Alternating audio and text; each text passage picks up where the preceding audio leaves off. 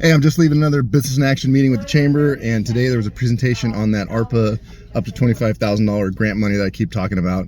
I'm just going to put it in this video afterwards. It's about 20 minutes, but I think it's worth the watch. Every business should be taking advantage of it, at least applying. It's free money, and there's a lot of ways to get it. So definitely apply and watch the video. For a while, you might have recognized Community Connect for Inland Empire United Way or United Way of the Inland Valley. We are the overall parenting company. So Inland SoCal United Way serves Riverside and San Bernardino County. And like Isabel had shared earlier, the number of programs we have and the number of people we serve in years of history with our organization. So we are honored to be the administrator for the City of Riverside Small and Micro Business Grant. This grant is for up to $25,000 for qualified local businesses, and Carla with IESBDC is handing out the flyer with information for how to apply. I'm going to review all the information on the flyer, so you're welcome to look at the flyer, you're welcome to follow along the presentation. I also have business cards. We have a team of 20 staff that are working this program, from outreach to application intake, processing applications, reviewing applications, and submitting applications for approval. I'm very proud to say that we launched the program November 30th, and by December 30th, we already had 3 funded applications, and payments were made this week. So we are a very robust team. We did do the CARES Small Business Grant back in 2020, right when COVID first happened. There was a CARES grant for the City of Riverside, and we successfully paid out $4 million in a year. Of 2021. So we're excited. If you were already funded from CARES grant or the City of Riverside Micro Enterprise Grant, it does not make you ineligible for this grant. We are cross-checking the City of Riverside security grant that was just done for the police department to confirm that there's no duplication of funding. We all can agree that everyone was impacted by COVID, yes? Okay. So these are COVID dollars, and it's really how you tell your story. All right, we can massage the story to make it make sense, but we have to make sure that these are COVID relief funds. And the city is very, very adamant that this is about resiliency. So the prioritization of funding is for businesses who have an established business in the City of Riverside and were in business prior to COVID. Okay. So that's a little, these are all of our logos. This is the ARPA, official ARPA grant. Like I shared, Inland SoCal United Way 211 Plus. The 211 Plus is a subsidiary of Inland SoCal United Way, City of Riverside, and the IESBDC logo. All right, so who we are, I just shared a little bit about all of this. Like I shared, formerly Community Connect. And the reason I emphasize that is our contract is under Community Connect because it was written, I remember writing this grant back in 2020, and we are finally launching. So, business resiliency. So the Riverside Small and Micro Business Resiliency Grant Program is designed to support local small businesses recovery and resiliency through the grant awards up to $25,000 for qualified businesses. So there are different levels based on your annual income or annual revenue for your business will determine your level of funding. We do start at as low as $1,000, but those are for those businesses who are not the primary business funding for a household. So sole props that are like a side business. We still want to make sure that we're providing support for all businesses. In addition to the application support, IESBDC will be offering a free 2-hour one-on-one business resiliency consultation to help you grow your business. This one-on-one is not a requirement to be funded. However, prioritization of funding is for businesses who partake in the resiliency program in 2 hours. So, Carla, do you want to share a little bit about what you guys are doing at IESBDC? No worries. I put some pamphlets out on some of the tables, and I have pamphlets here as well. So I am with the Inland Empire SBDC. We actually have an office right upstairs. So we are on the 2nd floor here. So we're here to assist you. Our office is helping you start, grow, and maintain your business. Whether you're looking for assistance with business plans, applying for the grant, trying to figure out new marketing strategies, whatever you need for your business, we are here to assist you at no cost. We're very fortunate that we're federally funded by the SBA, the state of California, and a lot of our city and county sponsors as well. So we have consultants spread out. Some meet virtually, some meet in person, completely up to you. We have somebody upstairs every day of the week, but with different expertise. I, by no means, am an expert in marketing. I would get with a person that does marketing. My expertise is government contracting and certification. So if you're looking to get certified, minority, woman, disabled veteran, looking to secure some contract with the state of California or the Fed, I walk you through that journey. I have a team of 6. But if you're looking just to grow your business in different areas, get a marketing plan in place, a business plan and market research, whatever you need to help really grow your business to the next level. We have consultants, like I said, ready to assist you. I got marketing consultants, social media consultants. I got professionals from Cal State that can assist you as well too, that are on our team, international trade, you name it. And if we can't help you with something, we will find you somebody that can help you with that at no cost. We cover Riverside and San Bernardino, and we have our sister office in Orange County that handles all of Orange County as well. So I encourage you to reach out to us. We are at no cost to you. I keep saying that because people kind of like, where's the bill at? We don't give you a bill. So in that 2 hour, we will assess your business. We'll kind of do an intake, see where you're at. You might think, well, I only need help with this one particular problem. Okay, well, we're gonna address that problem, but let's ask you a series of questions to see where you're at, because you may not know you have 3 other fires burning in the back. So we wanna make sure we address those in time so that you are successful to grow your business. So I encourage you to reach out to us. Like I said, we are upstairs every day of the week, but we are also spread out throughout the entire county. So you can meet with us virtually if you prefer that. And we're also located in other cities within the county of Riverside. By a show of hands, who has partaken in any of their seminars? Yeah. I recently did the social media. Social media is forever changing. And there's always a new thing you didn't learn. It was a series. I highly recommend anyone and everyone, if you're not, even if you're not applying for this grant, reach out to IESBDC. There is some type of training we all can benefit from. I think we all agreed in here that we want to be better individually and with our businesses. It's a great opportunity, and again, it's free of cost to all of you. They have a partnership with the city of Riverside, which funds these programs to be able to happen. Thank you, Carla. So the city of Riverside encourages businesses to take advantage of this free service to identify opportunities for greater resiliency and long-term success. Again, not a pass or fail in regards to being eligible for funding, but it is highly recommended and prioritization. So we talk about eligible businesses. Privately owned for-profit businesses, including self-employed and home-based businesses. Location is in the city of Riverside. I'm going to emphasize that over and over again because I know there's, when we did the CARE Small Business Grant, we had businesses who might have like a food truck or they live outside the city, but they're a sole prop, the majority of their business is in the city. Physical location has to be in the city of Riverside.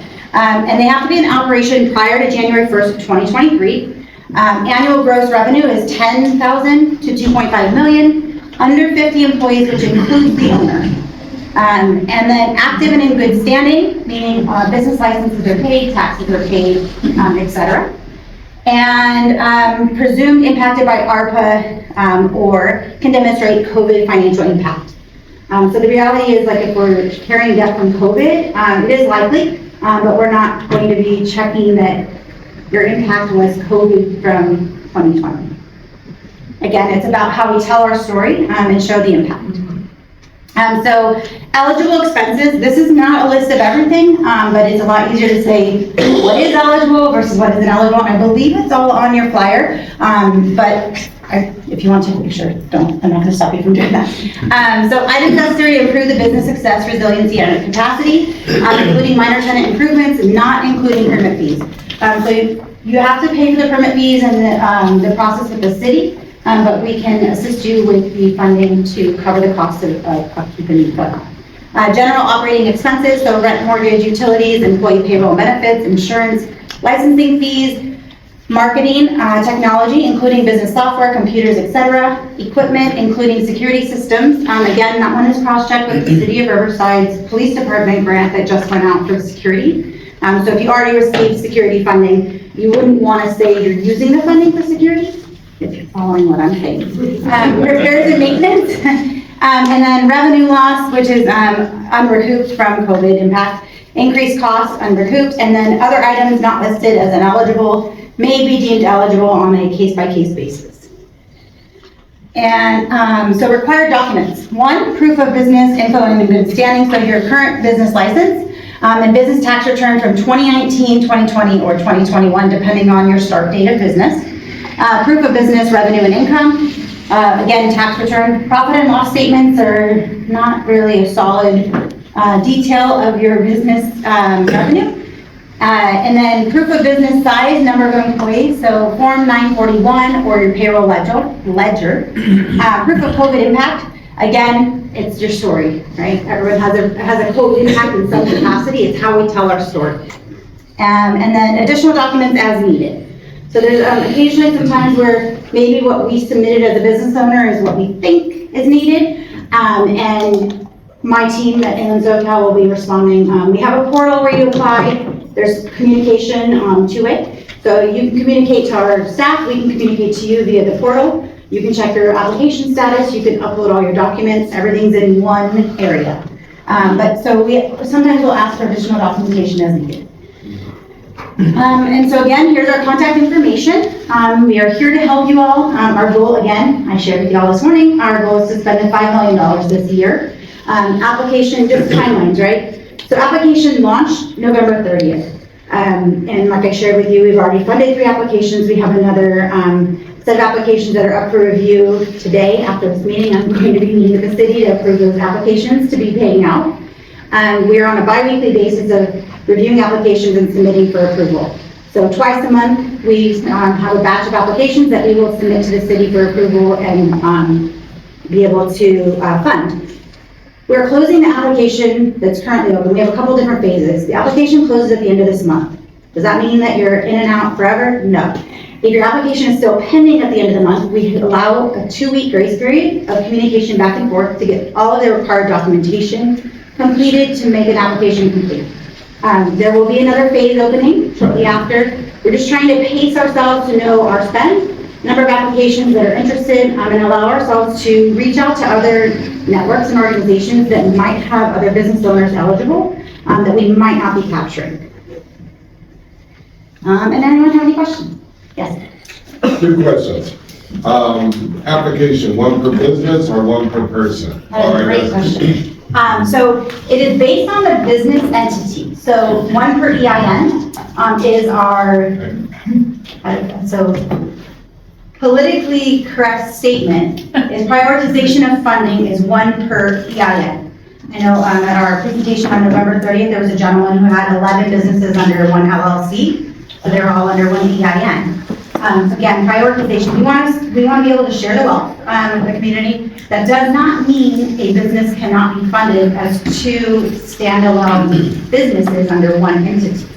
However, prioritization of funding is for 1 business per entity. Second question. 1099 employees. I own a school and my instructors are 1099. Does that qualify? Yes. Okay. Thank you. That's why we put 50 because we were going back and forth, part-time employees are like, well, 2 part-time equal 1 full-time, and then it doesn't make sense. Well, you're going to do it to 50 because usually a small business is 25 and under. So we made it 50, so it accounts for any part-time or any additional 1099 contracted employees.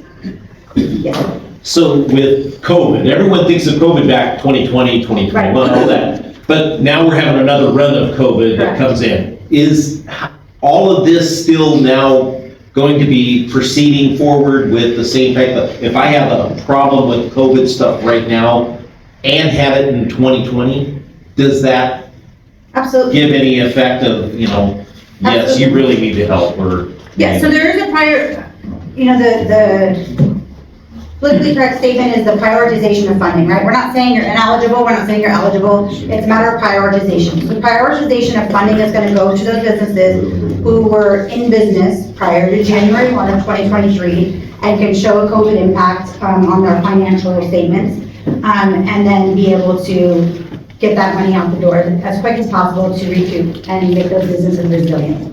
I do know from experience during the CARES small business grant, we funded a lot of businesses who unfortunately are no longer around, right? And there's a lot of businesses that we funded that are still around and that need additional assistance. So it's kind of one of those, again, the prioritization of funding is how we're really targeting it. Because I know at the November 30th meeting, there was also a gentleman who shared about a long-time business in Riverside who left. And they said, well, if they came back, or if you offered them a grant, they would come back. Well, prioritization of funding is for standing businesses in the city of Riverside permanent. Does that mean a new business could not be funded? Not necessarily, but the prioritization right now is not for businesses that are opening, or who recently opened. Yes. Now, just to confirm, you were saying Riverside and San Bernardino County, right? So Inland SoCal United Way's service region is Riverside and San Bernardino County. This specific grant is for the city of Riverside. It is funded by the city of Riverside ARPA grant dollars. There are many cities have ARPA grant dollars, but we are contracted in administrating this grant with the city of Riverside. So counties don't play in effect right now. Great questions. Any other questions? ARPA, what exactly is that acronym? American Rescue, Protection American Rescue, maybe protection, prevent. There's a P in there. I know, I was like, but I used to know the CARES acronym. The CARES stands for something too, and I'm like, it's COVID and assistance, yeah. American Rescue Plan. There you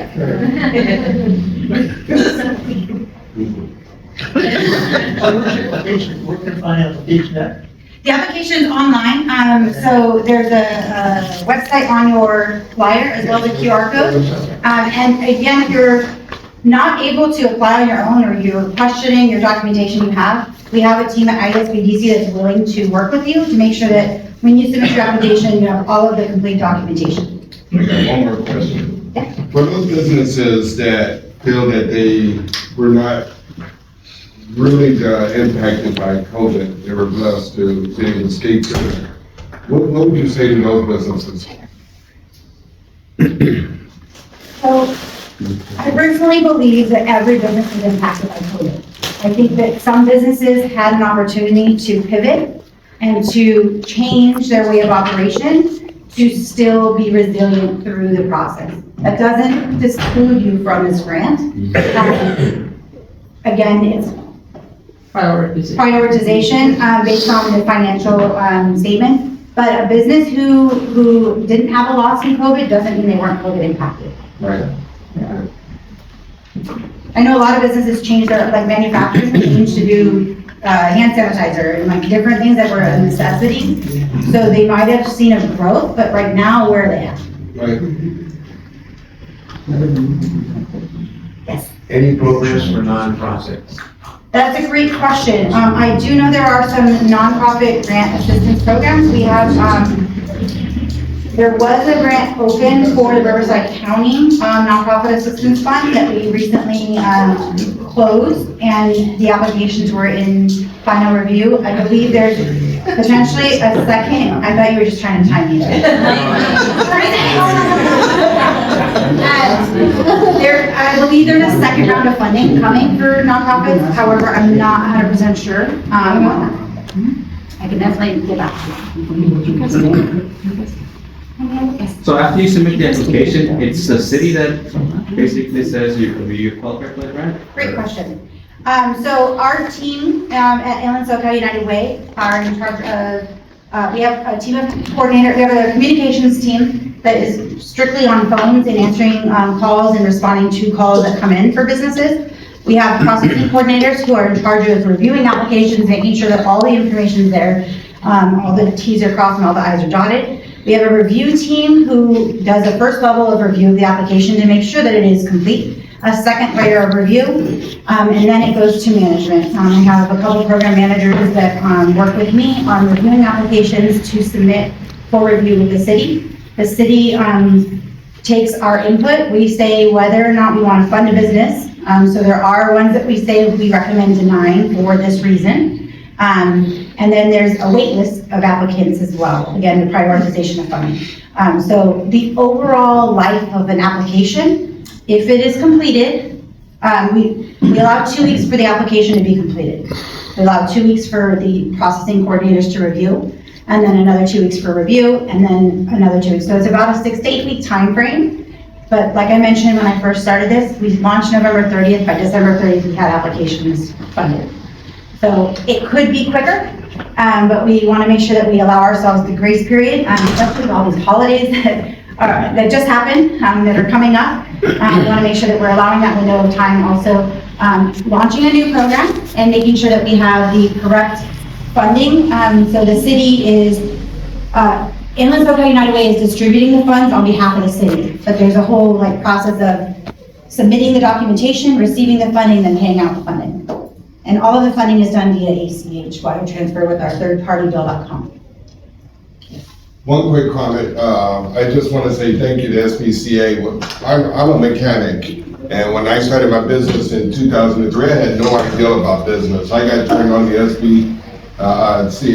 Small Business Development Center, and that's where I learned how to do my business plan. That's where I learned QuickBooks. That's where I got my foundation for business growth, and I'm 20 years in, and I thank you. All right, I'm gonna have the flyer, or do you all have flyers? I have business cards. If you have any questions, I'll be here after the meeting.